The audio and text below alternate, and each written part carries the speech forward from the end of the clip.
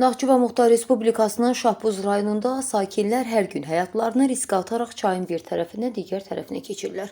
Söhbət Şahbuzkənd kəndində yerləşən tamamilə qəzalı və yararsız vəziyyətdə olan piyada körpüsündən gedir. Paylaşılan kadrlardan kənddəki acınacaqlı və qorxulu vəziyyət aydın şəkildə əks olunub. Yayılmış görüntülərdən də aydın olur ki, kəndlilərin istifadə etdiyi yeganə keçid xətti olan körpünün taxtaları çürüyərək sınıb, araları isə geniş şəkildə açılıb. Aşağıda isə gür çay axır. Sakinlər bildirirlər ki, hər gün körpüdən keçmə məcburiyyətində qalan azyaşlı məktəblilərin həyatı birbaşa tükdən asılıdır. Valideynlər uşaqlarını tək başına məktəbə göndərə bilmədiklərini, yaz və payız aylarında çayda suyun səviyyəsi qalxanda isə kəndin bir hissəsinin xarici aləmlə əlaqəsinin tamamilə kəsildiyini vurğulayır. Kənd sakinlərinin iddiasına görə onlar üzləşdikləri bu ciddi problemlə bağlı Şahbuz rayon icra hakimiyyətinə rəsmi şəkildə müraciət ediblər.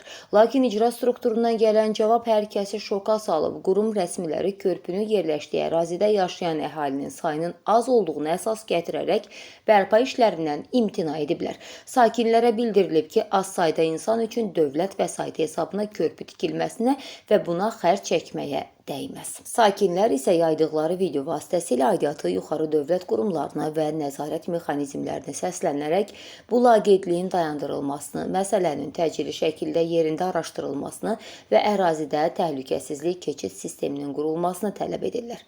Səsləndirilən iddialarla bağlı qarşı tərəfin də mövqeyini işıqlandırmağa hazırıq. 600-700 metr gəlirlər. Bu körpüdən də istifadə edirlər. Körpünün indiki halı, indiki vəziyyəti də bu gündədir. Buradan uşaqlar məktəbə gedir, məktəbdən gəlir, məhəllədə qoca insanlar yaşayır, gedir, gəlir. Çayda gələndə, sel gələndə vəbşə bu istifadə olunmaz halda olur da. Bu yaxınlarda sel gəldi, buradan istifadə edilmədilər. Neçə dəfələrlə Şahbuz rayon icra hakimiyyətinə müraciət olunubdu, dəfələrlə, həm yazılı şəkildə,